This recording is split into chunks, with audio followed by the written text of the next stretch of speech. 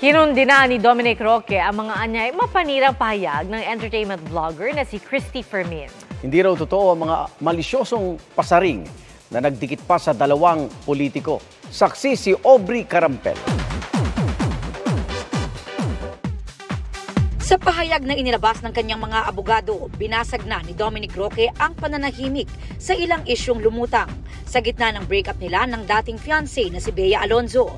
Kabilang ang mga akusasyong isiniwalat ng entertainment vlogger na si Christy Fermin sa kanyang vlog. Malicious and defamatory daw ang sinabi ni Fermin na may politikong benefactor si Dominic na siyang nagmamay-ari ng tinutuluyan niyang condominium unit. Idinikit daw sa issue si Dapitan City Mayor Bulit Halushos na matagal na niyang kaibigan at may-ari ng inuupahan niyang unit. Nahihiya raw siya at humihingi ng paumanhin kay Mayor Bulit at sa kanyang pamilya na nadadawit sa issue. Humingi rin ng paumanhin si Dominic kay dating Congressman Bong Suntay at sa pamilya nito na nagdulot ng pagdududa sa sexuality ng dating kongresista. Pagdidiin pa, walang gas station na pagmamayari si Dominic. Sabi ni Suntay, may mga naglagay daw ng mali siya sa pagkuha niya kay Dominic bilang brand ambassador. Kahit hindi niya pangalanan, siyempre pagka sinabi mo na sino ba naman yung politiko na may-ari ng gasoline company. Tapos nun, if you go to, siyempre there are malicious people na, uy, ito, may picture kasama ako na yan nga, yung contract signing namin for gas station.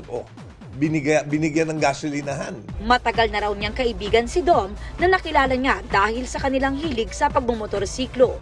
That gesture of friendship, that gesture of wanting to help a friend was twisted by some people.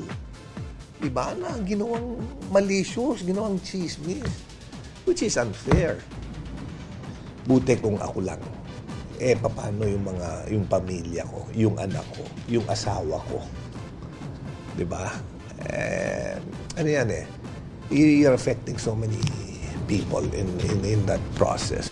Pinag-aaralan na rin daw nilang maghain ng reklamo. Si Bullet also wants to file. Ako, I'm talking to my lawyers also on what we could do. Alam daw ni Dominic na bilang isang celebrity, bukas ang kanyang buhay na pag-usapan ng publiko. Pero lumagpas daw ng hangganan ng protected free speech si Fermin at sinadyang magdulot ng pinsala sa integridad at dangal ng apektadong mga individual.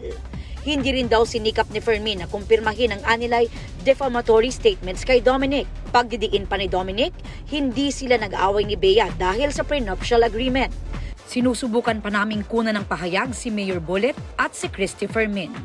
Para sa GMA Integrated News, Aubrey Carampel ang inyong saksi. Mga kapuso, sama-sama tayong maging saksi. Mag-subscribe sa GMA Integrated News sa YouTube at para sa mga kapuso abroad, samahan niyo kami sa GMA Pinoy TV at sa www.gmanews.tv.